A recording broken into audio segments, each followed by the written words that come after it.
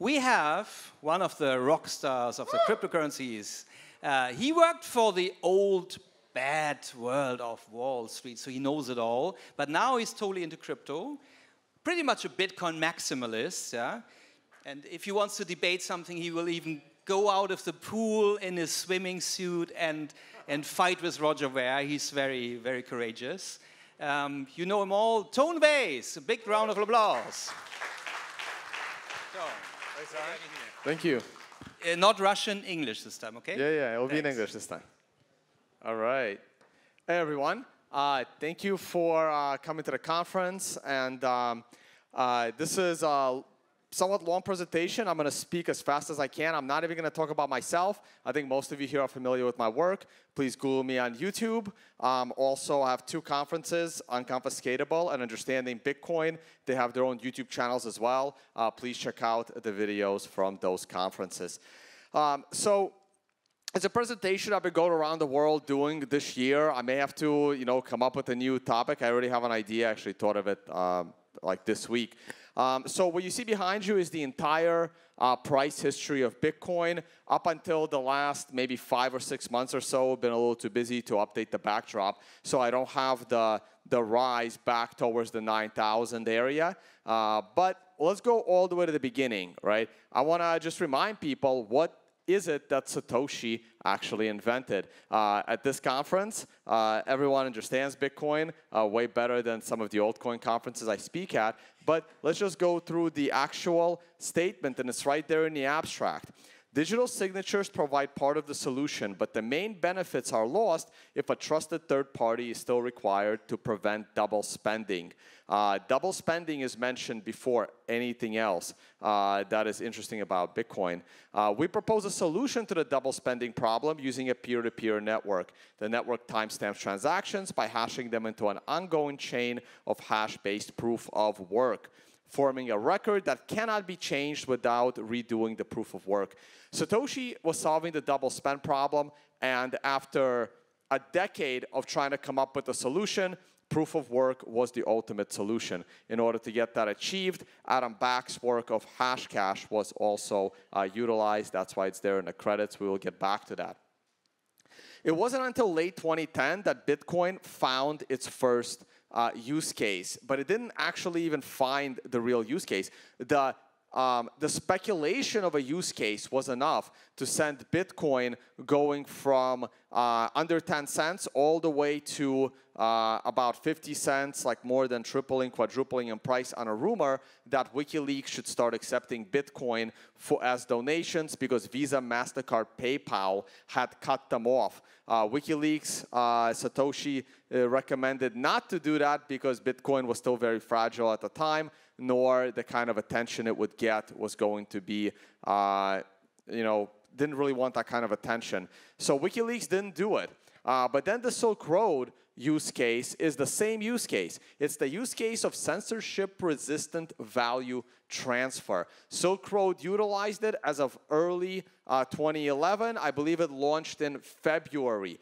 And by the summer, Silk Road had gotten the attention of a U.S. senator from New York named Chuck Schumer, who I really got to get my hands on this video, who in a 34-second video managed to teach people how to use Tor, use Silk Road, and what is Bitcoin. It's a feat I am still not able to achieve because this presentation is 30 minutes. That certainly helped drive the price of Bitcoin all the way to $30, and then it had one of its probably the biggest crash it ever had, from 30 all the way down to 2. So while I heard about those use cases of Bitcoin, a censorship-resistant value transfer, for me personally, it wasn't enough to drop everything I was doing in finance and go all, well, not all in financially, but go all in mentally into Bitcoin. For me, that didn't happen until 2013, when a more important use case than censorship-resistant value transfer and like the light bulb goes off. And that use case took place right here in Europe, and specifically Cyprus. When a Cyprus government confiscated 50% of everybody's money above 100,000 euros in the banks, that's when the light bulb finally went off. and having a decent income and a decent standard of living, watching this happen in the developed world, the first thing I said was, oh my God, this can happen in any country. The government is just going to come and take your money. I believe this is happening in Italy right now as we speak, right, with the pension. Was it Italy? 50%, same thing, right? I have to read up on those stories. I mean, this is what got me into Bitcoin. This was April 2013, and that is when I realized that Bitcoin is the first unconfiscatable asset humans have ever owned in history. It's the only thing you own that cannot be taken from you by someone with a bigger gun. And the word unconfiscatable did not exist. And it's great because just last year I was able to get the domain, form the LLC, start a conference, and hopefully we will get this word into the dictionary. But it's not just, you know, on a big scale bank stuff where they can just confiscate your money.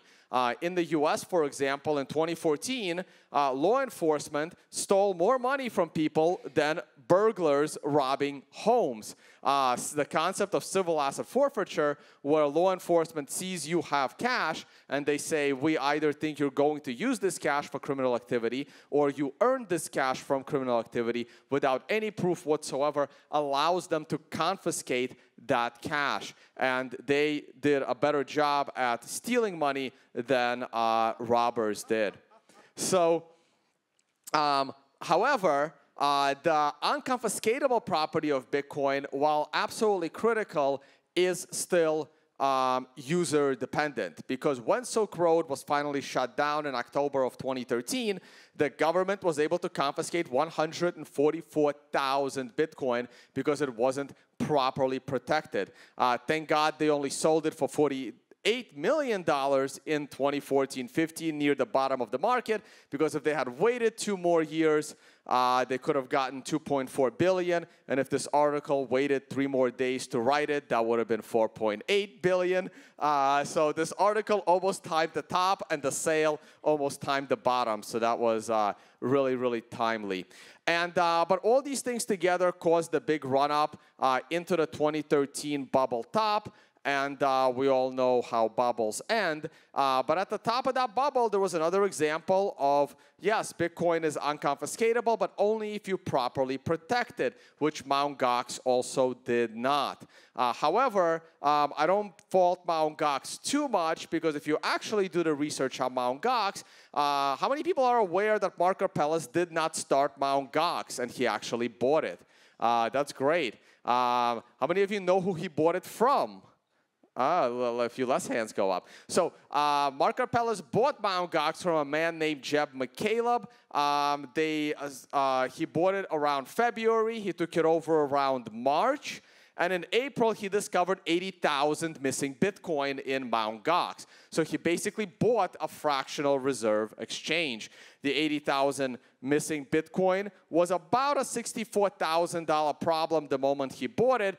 But around the time he discovered it, it started to become a $1 million problem, and that only got worse. And it really did get worse, because about a month later, Mt. Gox got hacked. Some of the forensics went back to Jeb McCaleb's computer. The whole thing is very, very, you know, shady, but nothing new in the crypto space. And here's an email exchange where Jeb McCaleb is basically telling Mark Karpelès he should mine the Bitcoin or buy it somewhere, or maybe use a bot that Mt. Gox has to create more.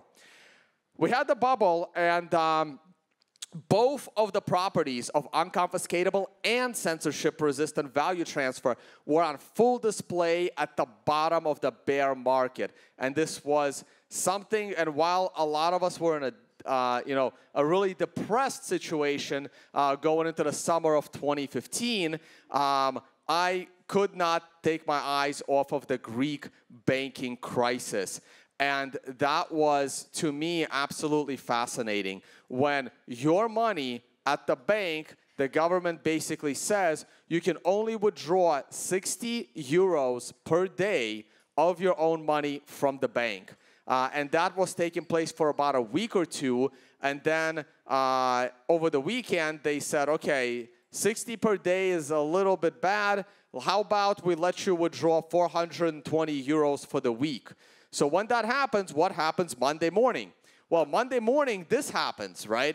Because everyone's going to run to the ATM the moment they are open, the moment the law changes, to withdraw their entire 420 euro. Because for all they know, later in the day, they're going to drop that to 20 euros a day. And this picture is no different than New York City in 1907. A lot of people talk about the stock market crash of 1989, the financial panic of 1907 was probably bigger. This is the financial panic that directly led to the creation of the Federal Reserve in order to try to stabilize things so that wouldn't happen again. The picture's over there in the middle. That's Weimar, Germany in 1923. You can see that you get a better use case out of your money by burning it for heat here in Germany because it was a pretty gets kind of cold here in the winter. The picture down there, that is, again, that's the USA in the 1930s after, the whole devaluation and the gold confiscation. You can see, once again, burning the money. And another picture in color from Zimbabwe. This is their hyperinflation in 2007. We can take this presentation in several directions, but let's go back to that 1934, 1933 time period in the U.S. when the U.S. government decided to confiscate everybody's gold under the penalty of $10,000, which was actually worth something at the time because you were still gold-backed, and or 10 years imprisonment. Of course, the reality of the situation was that the U.S. government did not send their goons with guns door to door. It was the equivalent of a phone call to confiscate the gold from the banks. And they just printed new money that no longer said this is backed by gold. This brings us to Bitcoin once again. How many of you read the Bitcoin Standard? Should have a lot more hands go up than usually when I do this. Not enough. That is, hey, come on, guys. I think it's a very good book by Seyfeddin Ammous. I wonder what his next book's going to be about. Probably the pictures on the right. So in that book, he explains what hard money actually is. Let me read a few passages. If people choose a hard money with a high stock-to-flow ratio as a store of value, their purchasing of it to store it would increase demand for it, causing the rise in its price, which would incentivize its producers to make more of it. But because the flow is small compared to existing supply, even a large increase in new production is unlikely to depress the price significantly.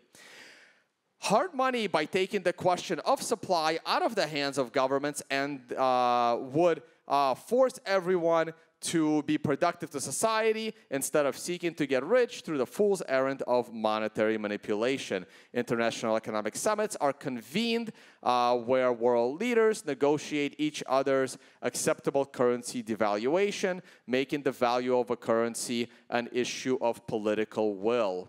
For every other money, as its value rises, those who can produce it will start producing more of it. Whether it's rice stones, seashells, silver, gold, copper, or government money, everyone will have an incentive to try and produce more.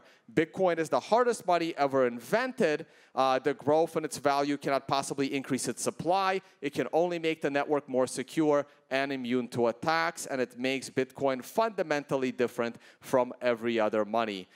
Reading that book actually helped me understand why silver and all the old coins are even more useless than I originally thought.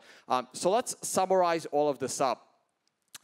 Here are the three properties where Bitcoin competes well today with the global financial system, whether it's US dollars, euros, or those that think gold should still be the monetary standard. It is unconfiscatable with examples of Cyprus and civil forfeiture. It is uncensorable with the examples of Greece, WikiLeaks, Silk Road, and any other transfer. It is uninflatable. It is harder money than gold. In a few years after the next halving, less new Bitcoin will be coming into existence than gold. Satoshi knew that these properties were absolutely critical, and in 2010 stated the following: the nature of Bitcoin is such that once version 0.1 was released, the core design was set in stone for the rest of its lifetime. But the immutability is not a feature of the Bitcoin software, which is trivial to change for anyone with coding skills, but rather is grounded in the economics of the currency and network and stems from the difficulty of getting every member of the network to adopt the same changes to the software. Back in it looks like early 2016, I wrote an article talking about the use cases of Bitcoin that can't be achieved with the current currencies today. These are all things that are perfectly legal and accepted in some parts of the world, but not all parts of the world. So let's talk about where Bitcoin still needs to improve a little bit. It's not great, and that's, of course, scalability and also fungibility and privacy. It's significantly better than it was before, and I'm expecting full scalability of Bitcoin thanks to Batch 32, SegWit. If companies like the worst wallet in the world, blockchain.info, actually starts adopting SegWit one day after saying that they were ready for SegWit in January of 2017. It's still nowhere in sight. Also would be nice to see BitPay, or maybe these companies will, I don't know, go away and clean up the mempool. Schnorr is going to help a lot. Schnorr will also help with the fungibility privacy. We have Bulletproof, StumbleBit. You've seen presentations on these. You can see how the fees got out of control a little bit at the end of 2017. Well, got out of control a lot, actually, in 2017. But SegWit started getting more adopted. We're still stuck at the 50% area, and it really needs to go higher. Schnorr is going to give us significant more protection from the quantum computer fears. So scalability and fungibility are doing well. Let's talk about where Bitcoin is still struggling and may struggle for a time to come. And that is, of course, price volatility, because eventually Bitcoin will need to be somewhat closer to be a unit of account. Bitcoin has been a unit of account for me for years. I always denominate everything in Bitcoin. Sometimes it's rough, like about 6 months ago. Sometimes it's great, like at the top of 2017, and it's starting to get good again. And of course, coin security, being in control of your own private keys is very, very scary. Now, volatility, Bitcoin is, of course, the most volatile of the popular assets. Not all the time. You can see the stock market and oil and occasionally gold do become more volatile for short stretches. Here's the volatility of Bitcoin going down over time, and it's being compared down here to the euro versus the dollar. I would love to see a day where the US dollar to the Bitcoin exchange rate is more stable than the euro to dollar. That would be absolutely great. Here's a giant list of all the currencies that hit hyperinflation since 1900, with the exception of France in 1795. Everything else is the hyperinflations in the 20th century. Almost all of them have to do with socialism and communism. So again, it shouldn't be a huge surprise there. Now, the book where I got that from ended in 2007 with Zimbabwe. So I had to do a bunch of work to find all of the currencies since 2007 that have hit hyperinflation. The definition of hyperinflation is a 50% devaluation of your currency in a single month.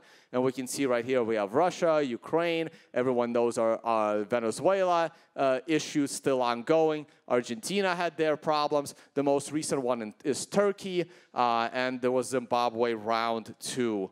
Okay, so plenty of things there. Here is Venezuela. Eventually the government admits that the black market exchange rate is correct, and they became perfectly in sync. This is Zimbabwe Part 2 from 2017, where their second currency went back into hyperinflation.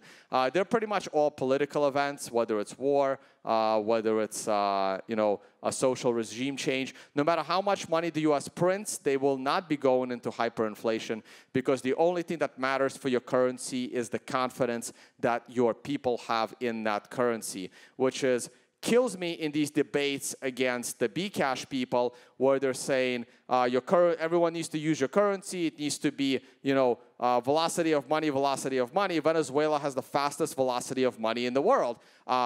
I mean, you can pay me in Venezuelan pesos as long as I can instantly convert it to something like the US dollar, right? So, I mean, if Bcash people want their currency to be more like the Venezuelan peso, just print more of it. You can easily change the code. You are totally centralized. And then it will be a transactional currency, because the moment someone gets paid in Bcash, they're immediately converted to something else. So again, I don't understand their whole concept.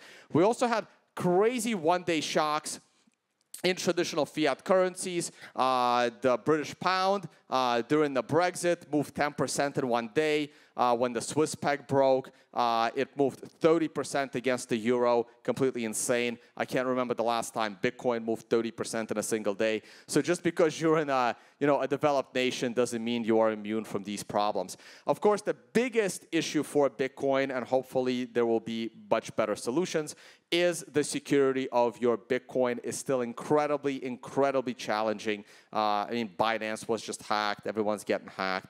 And it's a two-way problem, right? Internal hacks or external hacks. Sometimes you don't know, though eventually everything gets figured out.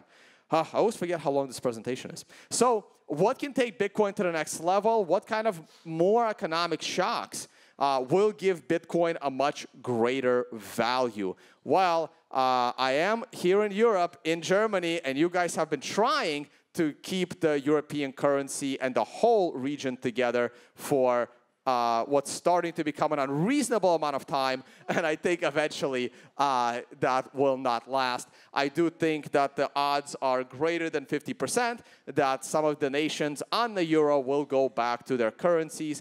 We heard presentation yesterday about Greece, how they almost left and went back to the drachma, their old currency. Italy is always on the brink, and I do think that a breakup of the common currency, the euro, would be a huge boom to Bitcoin. It's inevitable. I agree. It is inevitable. Now, all the governments in the world want to eliminate cash. This is the next huge boom to Bitcoin, the elimination of cash. Great report from the Harvard Business Review, where they talked about the three elements why governments want to eliminate cash. One of them is those pictures of running to the bank, called a bank run. You can't have a bank run if there is no cash, because there is nothing to withdraw. There are no more ATMs. ATMs go to the museum when governments eliminate cash and go digital. That's reason number one. Reason number two, without cash, you can't exit the system, so governments can set any monetary policy that they like. I spoke at a conference called Reinventing Bretton Woods, though no one on stage seemed to be actually interested in reinventing Bretton Woods and going back to the gold standard. One of the speakers was Nouriel Roubini, talking about a 10% negative interest rate for holding your money in the bank and not spending. I told him that is impossible. You don't realize that Bitcoin exists. Even if you eliminate cash, people will exit the system through Bitcoin. And of course, those are the two reasons. And the biggest reason, of course, is because every government thinks that all of us are tax evaders, and that is why they have not given us the utopia that we deserve, or they think we deserve. And all we have to do is give them more time and, of course, more money, and then they will solve all of our problems. In India, of course, this is probably the biggest problem, where they estimate 30 to 44% of all the money that the government earns, they are shorted by 45% because of such a cash economy, probably why India tried to eliminate cash, but based on this chart, because they're all the way on the right, because they're all the way to the bottom, they are not technologically ready to eliminate cash, but being all the way on the right, they benefit the most. You see, you guys are up here. This means, and you're red, that means you will benefit the most. You'll benefit quite a bit. Only China and France and like Mexico will benefit more by eliminating cash, and you're also most technologically ready to do so. So according to this, you guys are ready for that elimination of cash. In France, if you're going to buy anything over 1,000 euros as a French citizen, you have to identify yourself with full KYC.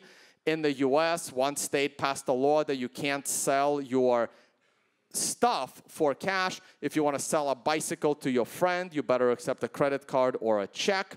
I'm not sure how well that law is being enforced. And we're back to Germany. A few years ago, about 4 or 5 years ago, you may not even know, but a law was passed that you're supposed to report to the government all of your valuable possessions. So basically, if you have a painting on your wall or a coin, anything that has anything that like painting, old bottles of wine, anything with collector value over 100 euros, you're actually supposed to report to the government so that they know how much money you're actually worth and probably used to tax you on that stuff in the future. All right, I'm going to take one more minute, and then maybe we'll have time for some questions. I want to talk about Bitcoin maximalism real quick. I love this tweet from Giacomo Zucco, where he said, Bitcoin maximalism, also known as the moderate common sense, that Bitcoin might succeed, and it's in the middle of the spectrum. There are two additional extremes. You have the no-coiner that not even Bitcoin can succeed. This is your Nouriel Roubini and Peter Schiff. And you have the multi-coiner. This is, Bitcoin isn't that innovative at all, and my clone is better. That's your Vitalik Buterin and Charlie Lee and all the other guys. Everything about Bitcoin starts and ends with proof of work. I'm not going to get into it, and this might have to be my last slide. I just want to point something out. This is an email exchange. I just want to briefly read from the bottom of it. Personally, I like the idea of Hashcash if and only if it is structured like a real currency as opposed to simply proof of work. In the real world, you pay for the resources used. In any case, this should also apply to peer-to-peer and other computer systems. Of course, getting Hashcash workable as a real currency is extremely difficult. I've thought of a scheme that would work. Coins are signed by the owner and can only be changed, signed to a different owner by said owner, except you need a decentralized central database of all the Hashcash that's been minted. Unworkable, shit, spent twice problem. Who and when wrote this email? This was the 15-year-old Peter Todd in 2001 in an email exchange with Hal Finney. So when people come up like yesterday and say, I solved all of Bitcoin's problems, the question is, where were you on a Saturday at 15 years old trying to solve this problem 10 years ago, right? Anything in proof of stake has already been considered useless long ago. Slide mining is not actually inefficient, and it's good. Not going to get into these. We're going to skip why Litecoin is useless and Monero. The next time I'm here, I'll probably do an entire presentation with this chart as the background. This is I really wanted to fit all of the shitcoins into a Venn diagram of 3 circles. That was impossible. They're just too scammy in all directions. So we'll probably go into this and explain why all of them are useless. Thank you so much, guys. And maybe there's time for a question. There is time. For sure there's time for a question. I guess you have many difficult questions for Tone. Please, take the mic. Come on. I just want to say that was your best presentation yet. Thank you. Oh, thank you. Okay. You may also praise, but critical question, please. You have an opinion about MMT, the modern money theory. I think it's quite discussed now in America. Not really. I mean, it'll be a really long discussion, but we'll see how it works. Look, my bigger fear is deflationary money always fails. And the money doesn't fail, humans fail. So just like the gold standard got replaced by an inflationary fiat standard, I can make the argument that it's not a bad thing, right? I mean, look at us. We're sitting here today. I was able to fly to Germany. I mean, not as quickly as back in the Concorde days. Probably the only example of technology going backwards where they removed the faster plane. But sometimes I play my own devil's advocate where I say, look, I don't know if the internet would have developed if we were still on the gold standard all throughout the 20th century, right? So for all the inflation that happened and the easy money that happened, I mean, some technology does come out of it, so it's hard to say. But it does get out of control and eventually things collapse. So maybe it's good that we're going back and forth. I do fear that, what happens when, let's say, maybe not our kids, but our grandkids. So let's move forward to, 40, 50 years from now. I mean, you don't know what the mentality of Bitcoiners will be then. And I would not be surprised if the code changes and it's like going off of gold onto fiat, going off of Bitcoin being 21 million hard cap in order to give Bitcoin inflation, because you don't know if there'll be a push to change back into the inflation world. But I would love to give the deflationary currency a try for 2 to 3 generations and see what happens. More questions? Yes, please. May you please share the slides with us? The slides? Yeah. Oh, they're publicly available. Oh, so they are on a software called Prezi, Prezi. If anyone used the slides. And if you just Google my name and the word Prezi, you'll find my entire account, and every single presentation I've ever done is there. There's no words, it's just slides. You're welcome to use any of them. But we'll have all the public. videos of all talks online a little bit later after conference, all on YouTube. And you can find this presentation on my YouTube channel as well in a playlist called Presentations. I've done it before, so it's been recorded from other conferences. But the slides are public. Just Google for them, Prezi and Tone Vays. Thank you very much. Okay. More questions? Don't be shy. Oh, back there. Come on up.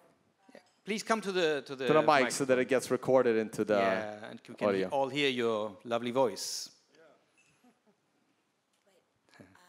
You mentioned the book, The Bitcoin Standard. I'm actually in the middle of that book right now myself. It's been beat up and traveled, carried around around the world. Yes, it's great. It's kind of hard to focus with everything going on to get it until the end because there's no time since I've started, but I love it. Every time that I have a time off, yes. I have a question actually about your view. Yes, and I'm quite new, so you see, and I see in the news, the decentralization is now being regulated by the United States, by many countries, Russia, et cetera, et cetera. How do you see this personally, how that this could develop in the future? Because we clearly are now in a position where we can move.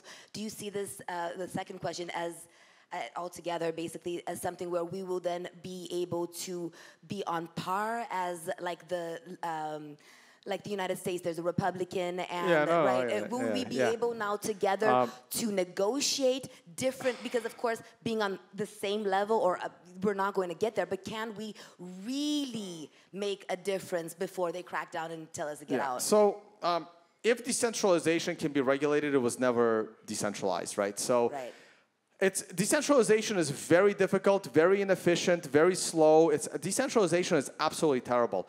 You should only use a decentralized tool when it's worth the gross inefficiency that it provides. Everyone complains that Bitcoin is destroying the environment with the mining structure. Great. Tell the government to stop printing money and stop confiscating money and be more responsible and allow people to treat money as property, eliminate all money laundering laws, and they'll probably kill Bitcoin. The prior example of decentralization was file sharing and BitTorrent. And you know what? The industry caught up. They made you listen to that song, watch that movie, simpler, faster, not too expensive, and it's actually worth it to pay for it to avoid all the viruses you were getting back when you were downloading. So all aspects of decentralization have a chance to fail, but they only fail when the governments relax their laws, not go against it. And this is also why all of these altcoin projects, they're all centralized. You can regulate them. You can take them down. You're not going to take down Bitcoin. The only way to take down Bitcoin is to relax all laws that have to do with money and not print it. I don't understand. Okay, I'm new, 2 months since I got into the whole field. What do you mean, why relax the law and not go against it? Because you mean if they go against it, other people will, basically that's marketing for us because other people are Bitcoin becomes more useful. Right, because they'll see that it's actually better, so they'll actually push against that going back from the government, right?